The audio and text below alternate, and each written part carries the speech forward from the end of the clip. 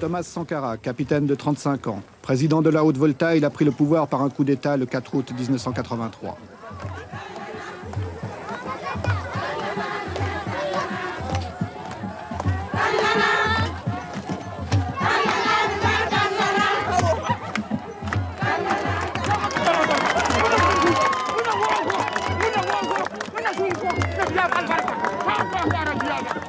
C'est parmi les couches les plus pauvres de la population qu'il compte ses plus chauds partisans.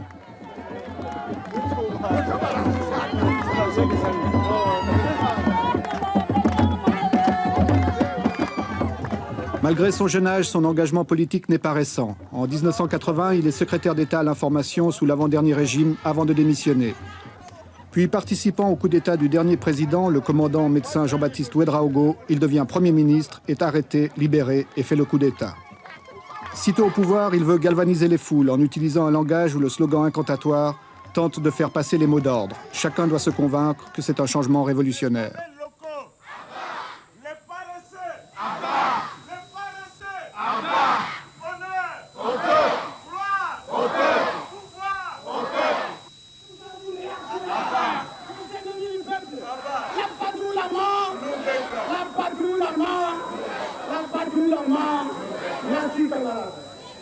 À Pau, les gens sont venus très nombreux pour lui apporter leur soutien.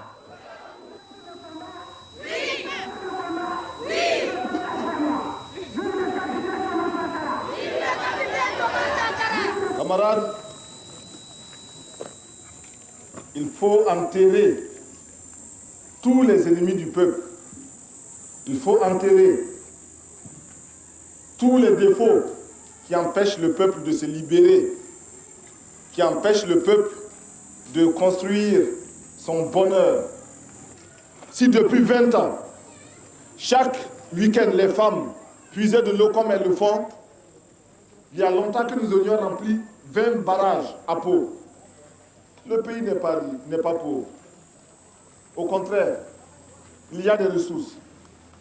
En vous mettant au travail pour construire ces 20 villas, en vous mettant à la tâche, vous avez décidé de vous prouver à vous-même que vous êtes capable de transformer la réalité de cette ville de Pau. En effet, vous pouvez la transformer, cette réalité. Mais pour cela, il faut bannir de vos rangs les paresseux. Ceux qui ne veulent pas travailler. Il faut bannir de vos rangs les féodaux, les équilibristes. Ceux qui croient que ce chantier est pour eux l'occasion de devenir de petits patrons pour les élections futures. Tous ces gens, tout cela, il faut les mettre de côté. Il faut bannir de vos rangs les maris qui n'autorisent pas leurs femmes à aller sur les chantiers. Camarades, les mauvais maris, les mauvais maris, les paresseux, les voleurs, les maris réactionnaires, les petits patrons, les grands patrons, Abba, les détourneurs de fonds, Abba, les voleurs, Abba, Tontenga Yinga, Tonsakaku, Tontenga Yinga, Tonsakaku, Tonsakaku, Tontenga Yinga, Tontenga Yinga. Vive la révolution! Vive le capitaine Thomas Sankara!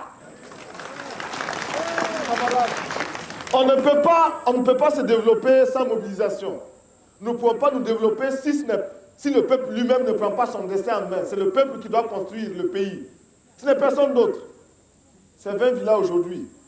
Demain, ça sera 20 écoles. Ça sera 20 dispensaires. Ça sera 20 maternités. Et chaque année, ce sera comme ça. Camarades, l'impérialisme, le colonialisme, le néocolonialisme, le fantocisme, les voleurs, les paresseux, les détourneurs, les magouilleurs.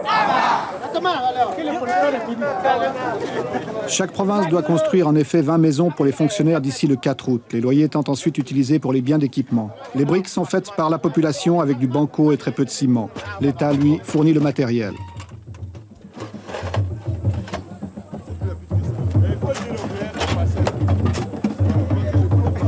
Moi, j'ai fait ça. Afin d'entretenir le moral de ceux qui travaillent, le capitaine Sankara multiplie les visites de ses chantiers en mettant chaque fois la main à la pâte.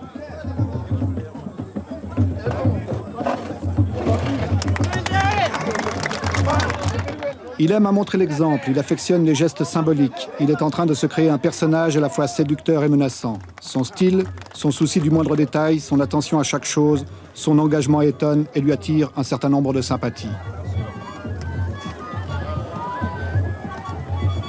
Il ne faut pas que ça piétine. L'approvisionnement doit être rapide. Maintenant, il faut penser à la toiture. Voilà, déjà. Il faut déjà penser à la toiture. Il vaut mieux qu'ils aient leurs matériaux ici. Bon, n'oubliez pas de créer beaucoup d'espaces verts. Surtout le long de la route, là. Beaucoup d'espaces verts, des fleurs, des petits bancs. Si vous êtes ici, faites des petits bancs en béton, là. Des bancs publics. À la tête des chantiers du 4 août, il a mis des gens considérés comme peu favorables à son régime. Ceux-ci sont ainsi mis à l'épreuve. C'est une dernière chance qui leur est offerte de s'intégrer. Le chef de chantier, c'est le camarade Traoré. C'est un ingénieur agronome, c'est ça, hein? Oui, c'est ça. Bon, alors un ingénieur agronome qui est mis sur ce chantier-là pour participer activement, concrètement à la révolution. Et pourquoi est-ce qu'on l'a choisi, lui? Mais comme la révolution n'exclut personne, mais donne à chacun la possibilité de se faire ou de se refaire, eh bien, lui est envoyé sur ce chantier-là. Mais voilà, il vit en parfaite harmonie avec le peuple militant de Pau, qui l'accepte, qui le suit et qui exécute ses mots d'ordre. Preuve qu'il intègre correctement la révolution et c'est effectivement un camarade. Monsieur le Président, est-ce que vous pensez que cet enthousiasme va durer longtemps? Aussi longtemps que les populations commencent à se convaincre et à percevoir qu'elles-mêmes peuvent transformer leur situation et peuvent améliorer leurs conditions. Au début, c'était des mots, ce n'était que des mots et une adhésion euphorique. Le doute avait commencé à s'installer. Aujourd'hui, il est évident que dans ce bâtiment-là, qui se construit petit à petit, grâce à l'engagement des populations, ce bâtiment-là est la preuve que la révolution apporte effectivement quelque chose de qualitatif. Merci. Pour surveiller et encadrer le chantier, un commissaire politique a été nommé. Il peut s'appuyer sur les CDR, Comités pour la défense de la Révolution, formés surtout de jeunes très actifs. Dès son accession au pouvoir, le capitaine Sankara a effrayé certains milieux qui le considèrent comme étant l'homme de Kadhafi, l'homme de la Libye. L'homme de la Libye, peut-être que la Libye a des hommes. En tout cas, il n'en a pas ici. Et en tout cas, ce n'est pas moi. Je suis au contraire un voltaïque qui connaît ses réalités, la misère de son peuple, et qui voit aussi comment ailleurs d'autres ont eu le courage de prendre leurs responsabilités. Nous n'avons pas honte de dire que nous traitons avec Kadhafi, nous n'avons pas honte de dire qu'à certains moments, il nous a aidés à notre demande, et quand certaines de ces aides ne nous convenaient pas, nous le lui avons dit. Mais de là à dire que nous sommes influencés par Kadhafi, c'est absolument faux. Absolument faux parce que nous ne faisons pas ici ce que fait la Libye. D'abord, la Volta n'est pas la Libye. Ensuite, moi, je ne suis pas Kadhafi. Les voltaïques ne sont pas libyens. Cela est très important. Nos positions n'ont pas toujours plu. Mais nous voilà nous connaissons un dilemme. Soit taire nos positions que nous considérons comme vraies, donc taire la vérité. La vérité, c'est ce que chacun de nous a sa vérité, bien sûr. Nous n'avons pas la vérité absolue. Donc, consciemment mentir pour bénéficier des grâces de ceux qui peuvent nous aider ou de nos partenaires qui sont délicats et puissants. Ou alors leur dire la vérité dans la conviction, dans l'intime conviction que nous rendons service à notre peuple et à tout autre peuple. Aux Nations Unies, nous sommes membres du Conseil de sécurité des Nations Unies, nous recevons aujourd'hui des pressions multiples, multiformes pour orienter nos votes, pour orienter nos prises de position aux Nations Unies. Pouvons-nous nous taire lorsque l'on agresse un pays parce qu'il est petit? Pouvons-nous nous taire lorsque l'on envahit un autre pays? Nous estimons que si nous sommes aux Nations Unies et au Conseil de sécurité, et si nous n'y sommes pas simplement pour compléter les effectifs et pour la foire, nous devons avoir le courage de dire au nom des peuples qui nous ont fait confiance, car il s'agit de vote, et la Haute-Volta a eu plus de 104 pays qui l'ont élu, nous devons représenter leurs intérêts. Et en particulier, ces pays non alignés qui ont massivement voté pour la Haute-Volta, nous devons quotidiennement, constamment, courageusement défendre les intérêts des non alignés d'une manière particulière, mais d'une manière générale de tous les peuples qui s'indignent si nous ne voulons pas que le Conseil de sécurité des Nations Unies et les Nations Unies en général deviennent une caisse de résonance manipulée par quelques tambourinaires puissants, il nous faut, nous, membres, y exercer tout notre droit, même s'il est limité du fait que quelques-uns ont un veto qui est omniprésent. Nous avons donc des pressions. Mais malgré tout, une grande puissance comme la France, comme les États-Unis ou comme l'Union soviétique, s'ils décident de retirer une partie de l'aide qu'ils vous apportent actuellement, peuvent vous mettre dans de graves difficultés intérieures. Mais c'est vrai. C'est la raison pour laquelle nous sommes obligés de lutter contre l'impérialisme et ses manifestations. L'impérialisme, aujourd'hui, c'est qu'il est très important, il est plus utile pour lui de nous dominer culturellement, beaucoup plus que militairement. La domination culturelle est la plus souple, la moins coûteuse, la plus efficace.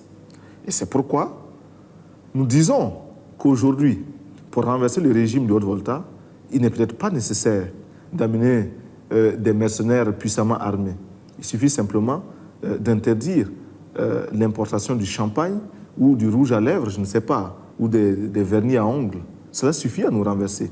Parce que la petite bourgeoisie aujourd'hui est convaincue qu'elle ne peut se passer de ces produits-là. Eh bien, il nous faut travailler à décoloniser les mentalités. Nous travaillons à reconditionner notre peuple, à accepter de vivre tel qu'il est, à ne pas avoir honte de ces réalités, à s'en contenter et même à s'en glorifier. C'est bien si les autres vivent comme cela, mais c'est normal que nous vivions autrement. Nous l'avons choisi. Et nous n'avons pas hésité à dire à d'autres pays, par exemple l'Union soviétique, que nous refusions une aide de l'Union soviétique qui n'était pas, de notre point de vue, à la hauteur de notre attente. Nous nous sommes expliqués et je pense que nous nous sommes compris. Mercredi, jour de réunion du Conseil des ministres. Ceux-ci s'y rendent dans leur nouveau véhicule de fonction.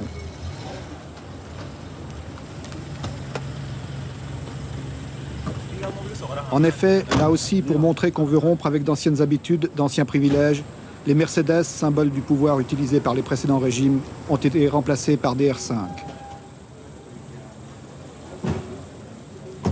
Il s'agit de frapper par des mesures spectaculaires. Le président a même décidé de faire de la Cadillac décapotable de son prédécesseur l'objet d'une tombola nationale. Ainsi, celui qui l'aura gagné pourra-t-il l'utiliser sans être soupçonné d'enrichissement illicite. Outre le capitaine Sankara, l'équipe gouvernementale est composée de militaires et de civils. Tous doivent avoir un engagement total et en particulier multiplier les contacts dans le pays.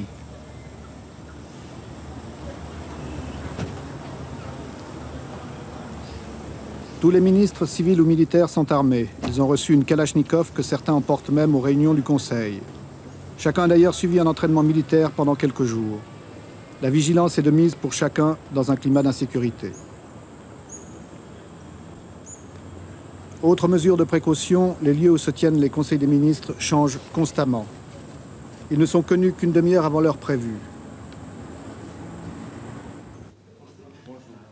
Le travail des ministres est chargé. Le programme qui est proposé aujourd'hui est austère, difficile. Pour toute l'équipe gouvernementale, il va représenter un effort considérable. Là aussi, chacun doit avoir ses dossiers bien préparés, bien étudiés. Le capitaine veille à l'engagement de chacun de ses ministres. La révolution, si elle promet un avenir radieux, elle part d'abord de sacrifices permanents.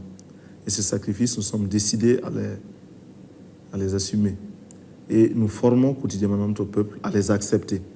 Nous savons qu'ils sont lourds, très lourds. Ces sacrifices, nous avons demandé aux fonctionnaires de renoncer à une partie de leurs indemnités, parce qu'ils sont des privilégiés. Cela, vous vous en doutez, ne peut pas être bien accueilli partout. Ces sacrifices, nous demandons aux voltaïques de se mobiliser. Si ailleurs, si dans certains pays, on a pu détourner un fleuve, en Volta, nous pouvons bien le faire parce que nous avons des bras aussi vigoureux. Ces sacrifices, nous les imposons au gouvernement, aux membres du gouvernement auxquels nous imposons un rythme de vie, un train de vie très modeste. Nos ministres ne sont pas autorisés à voyager en classe première, en première classe dans les avions. Ils prennent les classes touristes. Et même quand il est possible de faire voyager par les avions charter, nous le faisons. Nous avons suspendu pour une longue période les brasseurs d'air, l'air conditionné dans les bureaux, etc.